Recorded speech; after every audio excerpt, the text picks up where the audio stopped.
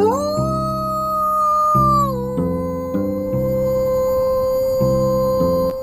topics that people feel very passionate about, not just in heathenry, I mean, all topics people feel super passionate about that don't affect them.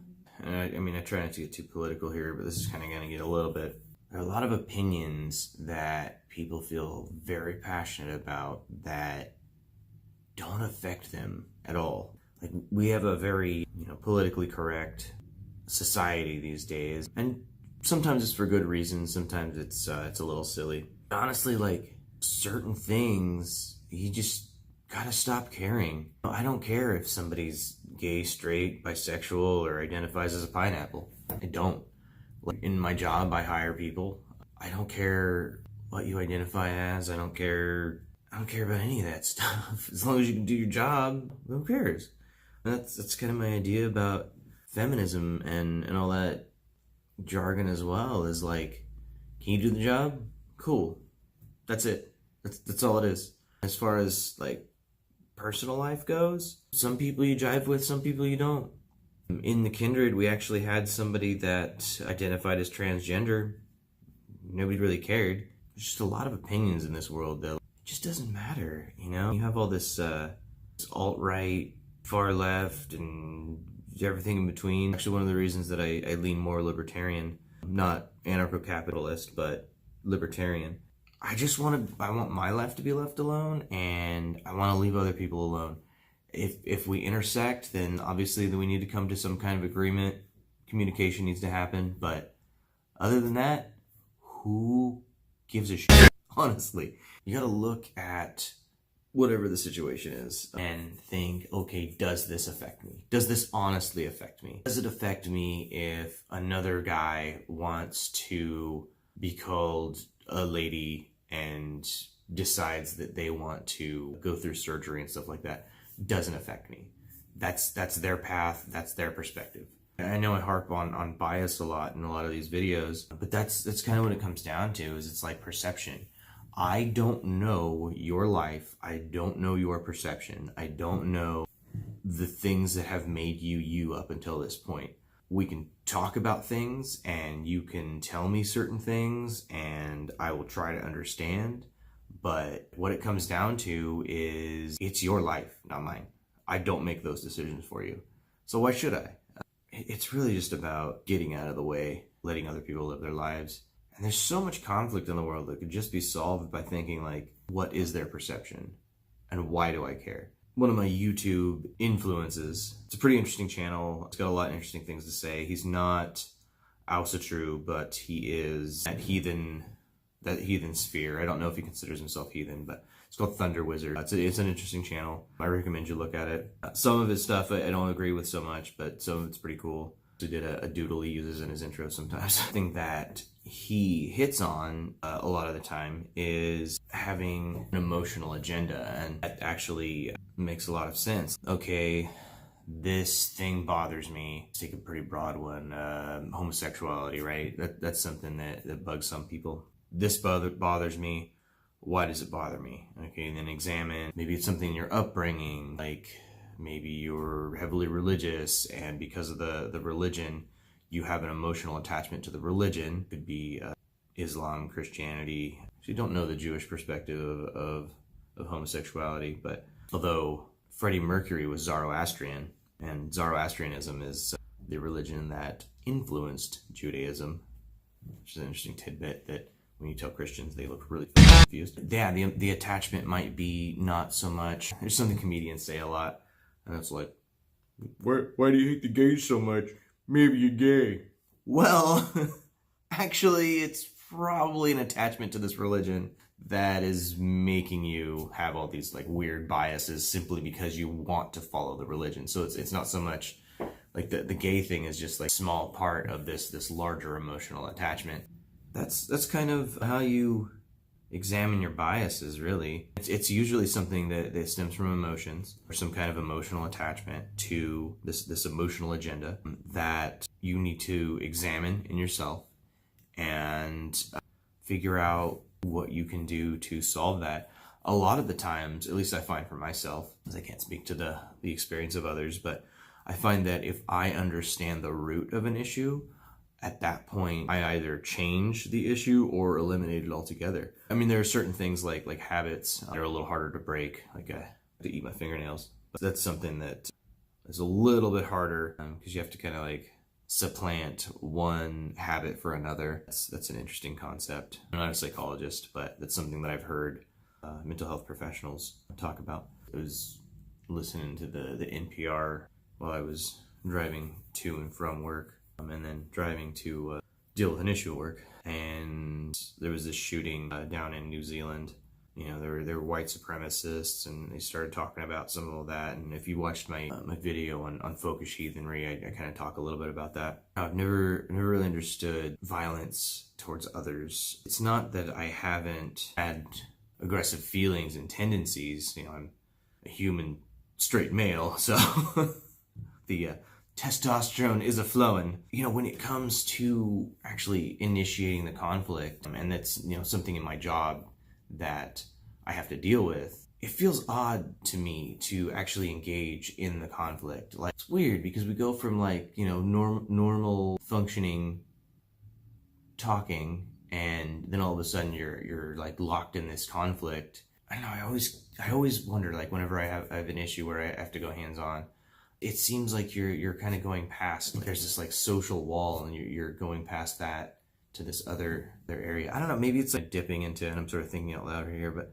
you're sort of dipping into primal functionality that we used to have. I don't know, it's interesting. I always try to de-escalate situations. I don't want to get injured. I don't want to injure somebody else.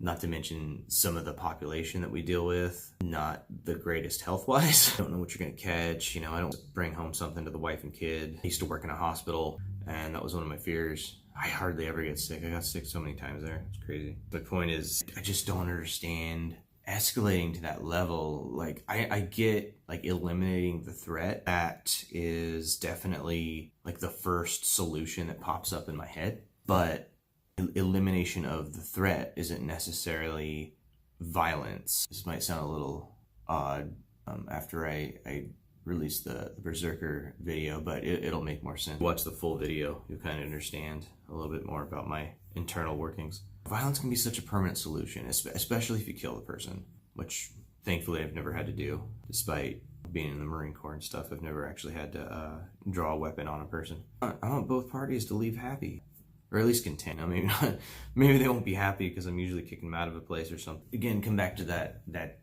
perceptive bias. There's a social issue, right? That was kind of it's sort of a social issue that these New Zealand white supremacists. It's a weird phrase for me. One was Australian, according to the news currently, that took the lives of these people. I think they shot up a mosque, if I remember right. And they're just like afraid of Islamic migration, and apparently they were attached to I want to call it Christian identity, but that's not what it is. It might as well be, but Operation Identity, something like that. I can't remember. Their symbol is a lambda, which is hilarious if you know anything about actual history. So funny that the conservatives like to use Spartan symbolism when the Spartans ran on a slave economy. In fact, the Persians, which were Zoroastrian, they don't believe in slavery. Zoroastrians don't believe in slavery. They also don't have the hell dichotomy. They are like the origin of monotheism and dualism, that you know, black and white kind of thing, but they don't believe in slaves, which is interesting because I don't believe that Jews ever did, but I know, you know, obviously Christians, look at U.S. history for sure, have enslaved people, and then Muslims will enslave anybody that isn't Muslim, which is actually one of the reasons a lot of indigenous African cultures converted to Islam. This is kind of an interesting side note in history there. So anyway, they are afraid of like these Muslim immigrants coming in, and ask yourself why. Well, I know it might be a lot of the fear mongering that goes on, and I don't know about the specifics of the sexual assault cases because it depends on who you listen to, and you get these numbers and you get these numbers, and you're like, what the heck? A lot of older, more traditional cultures treat women badly. It includes, you know, seeing them as property or seeing them in ways that are very negative and oppressive. Obviously, if you look into Norse history, we were a little bit more egalitarian than our southern counterparts, but there's always room for improvement. I think why are they wanting to murder a small portion of the population? That's something else too, is like let's say you are conservative, you are right-wing, and you believe that minorities are trying to replace you, and I don't know, the Jews run Hollywood and all that stuff. You check all the boxes for that realm of thinking. Do you honestly believe that you will get more people on your side with violence? I tell you, the answer is no. In any kind of conflict, don't kill civilians. It's just common sense, really. If you harm non-combatants in any kind of conflict, you're not going to get people on your side. If you kill people that are not trying to kill you, you're not going to get people on your side. I just don't understand it, honestly. Like, even at my most ignorant, testosterone-fueled, rage-filled, young, rebellious self, still, it just didn't make sense. What makes sense to me is ideas. Learning from ideas, spreading ideas, trying to understand ideas. The same thing goes for the whole like Nazi punching thing. That became like a popular thing with the Antifa and all that. That doesn't make sense. If you want people to not hate you, don't do the violence. So many of those Antifa people were like smashing windows, and you're destroying mom and pop stores and banks and places that people go to on a regular basis. They're gonna see that, and that's gonna have more of an emotional impact for them than your cause. If you honestly believe that there's some kind of problem in the world, no matter what it is, no matter what kind of side of the aisle you're on, you can't destroy public property, you can't be violent. You're literally just giving your opposition propaganda fodder. That's all that is. One of the, I think it was the, I don't know, one of the New Zealand politicians, I can't remember who it was, they mentioned stricter gun laws. I'm not for stricter gun laws by any means. I believe that a person has the right to defend themselves to a certain point, of course, because after a while you're the offender. You're no longer the defender. Of course, depending on the situation. It's honestly, it's kind of dumb. I know it's a bit of an ad hominem just to say it's dumb, but it's dumb. It's stupid, it's juvenile, it's just, you're just full of rage and you're young. The Antifa and the alt-right, they're both just so rage-filled. People don't want to sit down and have a conversation. Like, I've tried talking to people that have had opposing views, and anybody that's known me a long time, you know, has seen some of my maybe like political rantings back when that was more of a thing for me. And we, you know, get into these long discussions, and through those discussions, I became a better person.